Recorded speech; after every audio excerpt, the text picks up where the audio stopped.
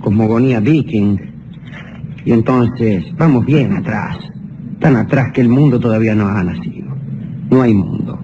Llena el espacio una niebla espesa que ninguna claridad colorea, que ningún límite contiene, una neblina de porquería.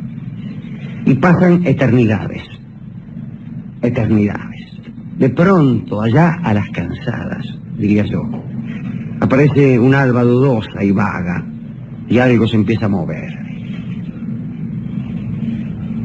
Acaba de nacer espontáneamente el gigante Ymer. Dicen los vikings que ha nacido de la mezcla y la asimilación de vapores compactos solidificados por un frío súbito. Me huele a interpolación posterior. No creo que los vikings tuvieran mucha idea de la mezcla y asimilación de vapores compactos solidificados por un frío súbito. Palabras que carecen de sentido en esa lengua, además. Y en toda otra, me parece.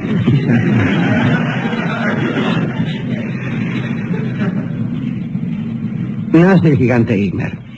Y a Ymer le molesta su soledad. Adivina el secreto de su nacimiento, es decir, aquel que acabamos de revelar, el de solidificarse los vapores. Y entonces empieza a amontonar nieblas. Como él es hijo de la niebla, descubre que amontonando nieblas, acoplando nieblas, tal vez puede hacer nacer algún otro ser. Y empieza una especie de orgía de neblinas, de cópula de cerrazones. Y por ahí viene el viento del norte, se prende a la fiesta, solidifica estas nieblas y estas neblinas y estas cerrazones y estas nubecitas, y empiezan a nacer otros seres. Y como Ymer era un gigante, crea gigantes. Crea también montañas, ya que está. En realidad las montañas no son muy altas, o él es muy alto. La más alta de las montañas le llegaba a la cintura. Él era un muchacho bastante considerable. Podía acostarse utilizando los Alpes como almohada y poniendo las patas sobre el Cáucaso. Se me dirá, hay una especie de incoherencia entre el tamaño de las montañas que le llegan a la cintura y el tamaño del tipo que llega, digamos, de los Alpes al Cáucaso. ¿Cuánto hay de los Alpes al Cáucaso? 3.000 kilómetros. Bueno, ¿cuánto mide la montaña más alta? 9.000 metros. ¿El Cáucaso? No, digo, suponga que la más alta es el Everest. La más alta es el Everest. 8.000 y pico de 8.700. Quiere decir que si le llegaba a la cintura, el tipo mediría 18 kilómetros cuando mucho. Sí. Bueno, no hay 18 kilómetros de los Alpes al Cáucaso. No. O las montañas se fueron desgastando también. Bien, no importa. Se forman los océanos, empiezan a moverse algunos animales. Como además el gigante era medio ordinario, Ymer, los animales que crea son absolutamente repugnantes. Se trata de esfinges, dragones, hidras, serpientes, grifos, krakens, leviatanes, etc. Pero Ymer además carecía de habilidad. Creaciones no solo eran repugnantes, sino también groseras, carecían de finura. Y además en este mundo había un defecto impresionante, propio de los mundos que recién nacen, propio de los barrios que recién nacen. No había luz. Todo era en la tiniebla. A lo sumo si había una pequeña fosforescencia que permitía a los tipos, mitad tanteando, mitad adivinando, comunicarse de un modo muy precario. Y en eso aparece la luz. Y la luz es un Dios. Y es un Dios nuevo, que no es el creador, pero sí el ordenador del mundo. Y después de todo, el que hace lo que vale la pena del mundo. Digamos, la luz. Él es la luz misma. Él es Odín. Y empezaron a ver las esfinges, los krakens, los gigantes, que las nubes se coloreaban y que llegaba un globo de fuego. Y era Odín que llegaba además con sus 12 divinidades. Y viene Odín y dice, vamos a arreglar un poco esto, que es un relajo, hermano. Ordenó los astros. Las estrellas toda amontonada ahí como perejil en maceta, las ordenó y les dio esa distribución artística que tienen en el cielo. Expulsó además de la tierra a todos los monstruos repugnantes que había creado Ymer. Y el primero que expulsó fue al propio Ymer, vamos a ser francos. Y luego a todos los otros gigantes, y luego a todos los monstruos. Se dice, sin embargo, que del cuerpo podrido de Ymer, discúlpenme si están comiendo, nació una raza que tendría muchísima importancia en las mitologías nórdicas, la raza de los enanos. Entre los gigantes de la helada hubo uno que escapó, dicen. Digo yo que tal vez fuera cazado, porque luego los gigantes se multiplicaron y fueron un verdadero problema para los ases, para los dioses amigos de Odín. Y de los monstruos quedaron solamente dos monstruos muy famosos en este programa, que son el lobo Fenrir, aquel que abría las quijadas del siguiente modo: la mandíbula superior hasta el cielo y la inferior hasta el infierno, y le abriría más si tuviera lugar. Y el otro, la serpiente Jormungandr, la que daba vuelta al mundo. La que daba la vuelta al mundo. Y la que era capaz de morderse la cola después de un largo periplo por todos los océanos. Ouroboros, decíamos eso. Ouroboros también decían por ahí. Bueno, Odín subió al espacio luminoso para disfrutar el mundo que él mismo había organizado, lo miró, lo dice la verdad, que me salió fenómeno, pero se le ocurrió, para completarlo, por cierto, inventar un ser que, sin participar de la esencia divina, se elevara por encima de las demás criaturas. Y estaba pensando en ello cuando vio un leño flotante, lo partió en dos, y de ese leño surgieron el hombre y la mujer. Esta es la versión viking de la creación del hombre. Es un pedazo de madera. Mucha importancia le dan a los árboles de por sí, ¿no? En esa zona. Desde luego, ahí tiene usted, sin ir más lejos, el árbol cósmico, el fresno Yggdrasil, cuya cima sostiene nada menos que el paraíso, el Valhalla, cuyas raíces se sumergen en los infiernos, que tiene dos cuervos, no, este es Odín. Ardillas tiene ese árbol. Tiene dos ardillas, que son, o una ardilla que es alcahueta y que va de las raíces hasta la copa contando, trayendo chismes y generando enemistades entre los que viven en las raíces y los que viven en la copa. Sucede con cierta frecuencia. Sí, claro que sí.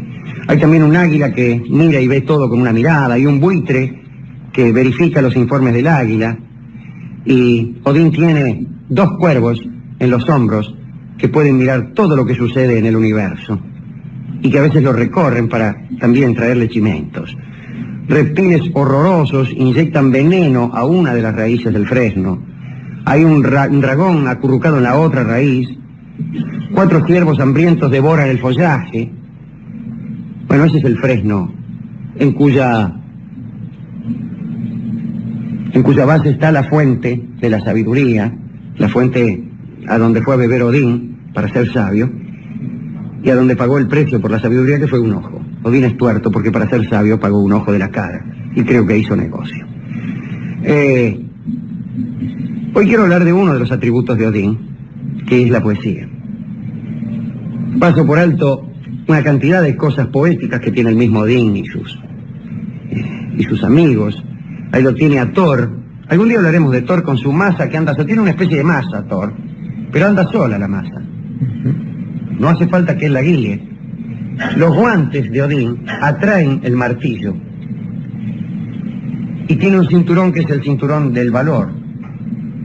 Y tiene Odín un barco que puede, una vez usado, gigantesco barco, que tiene la particularidad de poder doblarse como un pañuelo y guardarse en este bolsillo. Usted tiene un transatlántico, lo usó, se fue tranquilamente, un crucero, llega al puerto, lo dobla y se lo mete en el bolsillo y se va con el transatlántico. Eso se llama comodidad. Tiene un anillo que cada 9 días da otro anillo, esas cosas. Pero quiero contarles lo de la poesía. Parece que en los primeros tiempos de este mundo recién hecho, de este mundo fresquito del que estamos hablando, un sabio que había consagrado su vida al arte de realzar el pensamiento por medio de la expresión, de darle relieve por medio de la imagen, digamos a la poesía. Se llamaba Quasir, que es también de Yapa el que inventó las runas, esas letras milagrosas.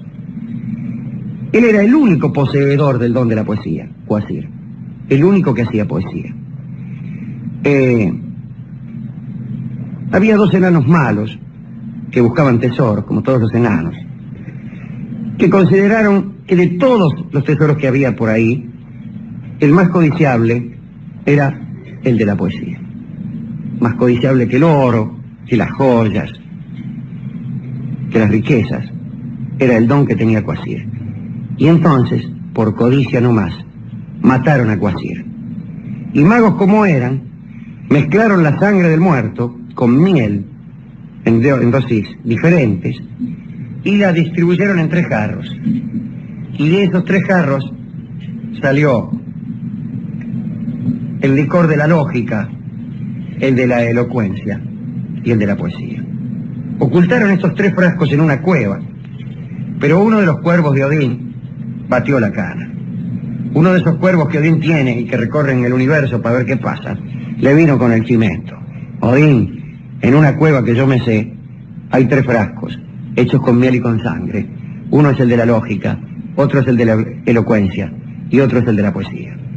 Y Odín mandó, ya no a los cuervos, sino al buitre, al cahuete que tenía, a que le trajese los 3 jarros.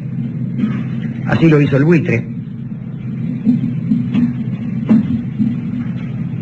Cató el licor de la lógica y razonó también que desde entonces jamás se puso de acuerdo con nadie. Cató la elocuencia y desde entonces fue abogado. Y después abrió el licor de la poesía, lo probó y desde entonces solo habló en verso. Sus hijos, Bragi y Saga, miraban relamiéndose este mini festín de Odín. Odín le dio un poco del licor de la poesía a Saga y lo tocó con los labios y fue desde entonces encargada de la poesía. No, encargada de la tradición, porque no probó ni lógica ni elocuencia. Bragi, el otro hijo, sí, tragó un montón y fue dios de la poesía. Y me parece muy bien esta idea que tenían los nórdicos de la poesía. Primero, de la poesía como un tesoro más codiciable que cualquier otro. Segundo, de la poesía como una mezcla adecuada de miel y de sangre, de dulzura y de pasión, de dolor y de regodeo.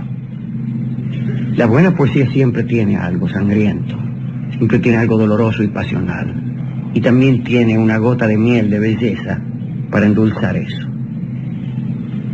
¿A quién dedicar este recuerdo de un dios, de un pueblo, que siendo guerrero, siendo un pueblo conquistador y cruel, pese a eso consideraban la poesía como un tesoro más codiciable que el oro? Alejandro, usted ha hablado de esto y es menester en este punto pensar en otra fórmula. Usted ha hablado de esas combinaciones. Digo, la fórmula en la que pienso es aquella en la que hay una parte de ideas o de creación y otra parte de memoria. Esto es, en este programa suele recordarse a los poetas que trabajan sobre las ideas. No nos gustan en general los poetas que trabajan simplemente sobre la memoria, el sentimiento, la exposición de las cosas obvias. Quisiera que hoy fuese sí este recuerdo para esos poetas, justamente porque la poesía no solo sirve a veces para crear el mundo, esto es, formular palabras que se transforman en hechos, en cosas palpables, sino también a veces para recordarle a las generaciones sucesivas cómo ha sido la forma en que se ha creado una determinada comunidad, una cierta historia, una cierta forma de ver el mundo. Esos poetas en los que se encuadran, por ejemplo, los poetas sociales, los letristas, aquellos que no nos gustan porque tienen más que ver con el sentimiento que con el arte y todo eso, se encargan a veces de que esta historia sea posible, de que la gente no olvide porque está diciendo ciertas cosas, haciendo ciertas cosas, y cuando las olvida se les recuerda el porqué de esta causa.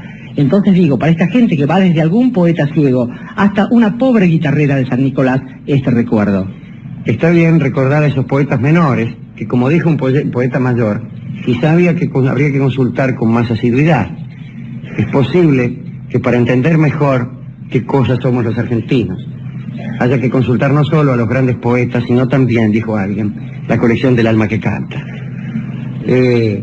Entonces, para esos poetas menores y para una guitarrera de San Nicolás, que también sabía hacer llorar a las porteñas, canta Ignacio Corsini, dedicado a poetas pequeños, la guitarrera de San Nicolás.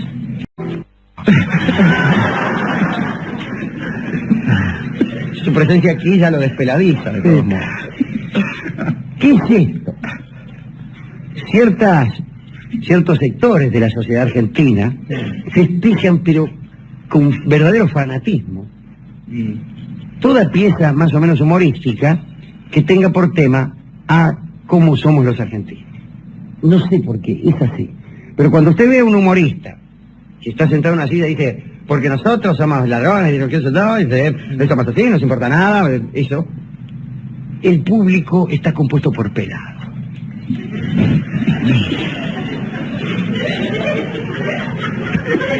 Y cuando usted entre en un teatro y vea pelados, no pregunte quién está. Hay uno que habla de cómo somos los argentinos. Usted me dirá, esto es arbitrario. Sí. Todo es arbitrario. Todo es arbitrario, pero estoy encantado que es tan arbitrario como estos estudios con pretensión de seriedad que acabamos de leer. Si me dicen que el 75% de las mujeres se va a casar con, qué sé yo, con un boliviano, bueno, tan serio como eso, es decir, que el público que festeja los chistes acerca de la idiosincrasia de los argentinos está compuesto por pelados. ¿Sí? Yo diría que eso además de arbitrario es peligroso, porque la gente que piensa que es gracioso pensar como somos los argentinos es la que piensa que, por ejemplo, el alemán es trabajador, que el negro debe cosechar algodón y que algunos otros sectores, etnias determinadas deben ser exterminadas o no. Diría que es peligroso. De modo que, señores pelados que están en esta sala, Sí. dígale. Pero ese pensamiento, o sea, pensar que los argentinos somos así, los alemanes asá y los japoneses asá, se completa pensando que los pelados son de un modo tal que nos impulsa a ver a ciertos humoristas. De manera que es mentira.